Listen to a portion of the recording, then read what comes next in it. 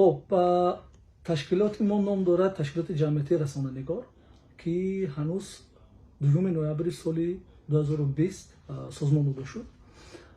و هدف اساسیش یعنی بلند برداشتن سواد اطلاعاتی و رسانه‌ای بین جوانان میباشد و از بس که من بیشتر همچون میدیا ترینر کار میکردم و تجربه ژورنالیستی گوییم که زیاده از 15 ساله که دارم و در سمت میدیا ترینری باشد 5 سال که کار میکنم. در این جاده که بسیار کار کردیم، جوانها را آموزاندیم و خودمون نیز آموختیم. گوییم که همین دانش‌ها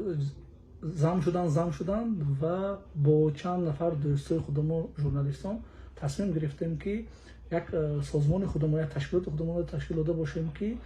مخصوص سمت کارش برای آموزاندن جوانها باشد، خاصه در مثال میلان‌های نوی ژورنالیستی، یعنی ترندهای نوی ژورنالیستی، بلند برداشتن سواد اطلاعاتی و رسانه‌ای و همکاری با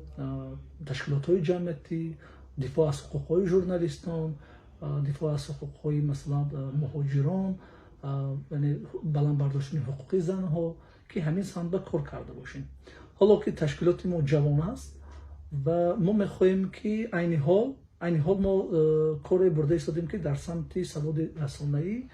و آموزاندن میلان‌های نوی ژورنالیستی که گمان میکنم که اگر به همین شکل و سمتی که ما دوام دهیم، فکر میکنم که با آن نقشه هایی که موندیم و آن رسالت هایی که گذاشتیم، یعنی میسی هایی که داشتیم، ما میتونیم به آن رفته رسیده باشیم. جمشید معروفов، رئیس تشکیلات جمعیتی رسانه‌نگار.